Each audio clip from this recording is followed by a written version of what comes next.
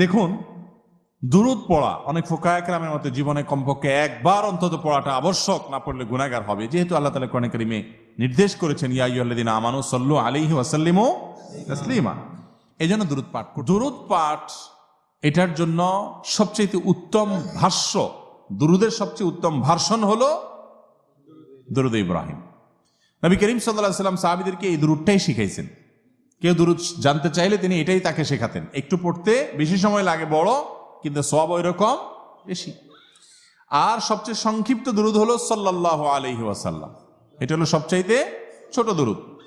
এই দুইটা ছাড়া আর বাকি আপনি আপনার যে কোনো ভাষায় নবী করিম সাল্লাল্লাহু আলাইহি ওয়াসাল্লামের জন্য যদি দোয়া করেন, আল্লাহ আপনি আপনার রাসূলের প্রতি শান্তি বর্ষণ করেন, তার প্রতি আপনি অনুগ্রহ নাজিল করেন, তাহলে এটাও দুরূদ হিসাবে গণ্য হবে। তবে উত্তম হলো ওই যে নবী সাল্লাল্লাহু আলাইহি ওয়াসাল্লামের শেখানোটা, অর্থাৎ দুরূদ ইব্রাহিম। এর বাইরে আমাদের সমাজে অনেক রকম দুরূদ আছে। দুরূদে নারিয়া আছে, দুরূদে তুনাজ্জিনা আছে, দুরূদে লাখি, দুরূদে হাজারি, দুরূদে অনেক রকম দুরূদ আছে।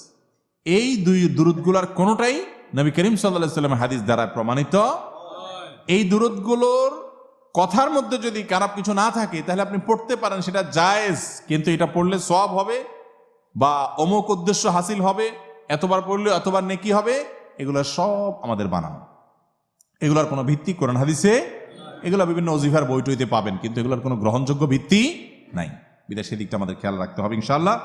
আর দুরূদ পাঠের জন্য আমরা যেরকম সিস্টেম বানাই নিছি, যে দুরূদ পাঠের জন্য কিছু মানুষ একত্র হয়ে কিছু জিলাপি মিষ্টি আইনি, তারপরে আমরা দুরূদ পড়ি সবাই সুরে সুরে তালে তাল মিলিয়ে, এটাও দুরূদ পাঠের কোনো পদ্ধতি নয়। কারণ আমরা নামাজের মধ্যে দুরূদ পড়ি না, সেই দুরূদ পাঠের সময় কি আমরা সবাই জোগাড় দিয়ে একসাথে পড়ি?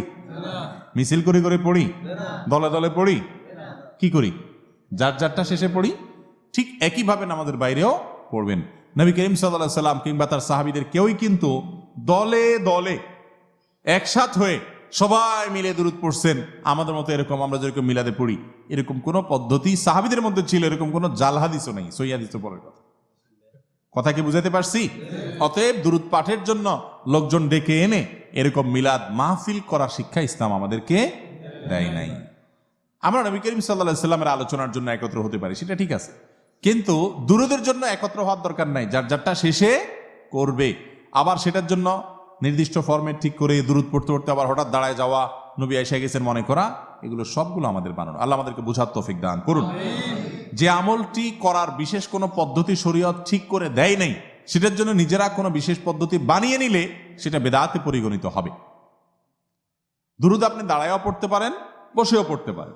একা একা পড়ছেন, ঘটনাচক্রে কয়েকজন একসাথে হয়ে গেছেন, সবাই দুরূদ পড়তেছেন, সেটাও হতে পারে। কিন্তু আপনি সিস্টেম বানালেন না, আমরা মিলাদ পড়তে হবে, তাহলে মিলাদ কোনোদিন একা হয়?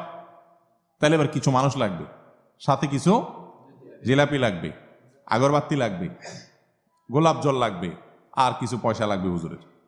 এই হলো মিলাদের রেসিপি। মিলাদের কি রেসিপি? তো এই রেসিপি আপনাকে কে দিছে ভাই? কোরআন হাদিস যদি রেসিপি না দেয়, আপনি নিজে বানায় নেন, তাহলে এটার নাম হলো জাল আমল। জাল আমল হলো বেদাত, আর বেদাতের ঠিকানা কোথায়? জাহান্নাম। যদি থাকে কোথাও তো নিয়ে আসেন, কোথায় আছে দেখেন। যে হুজুর আপনার পড়তে হলো, বল হুজুর কোথায় আছে?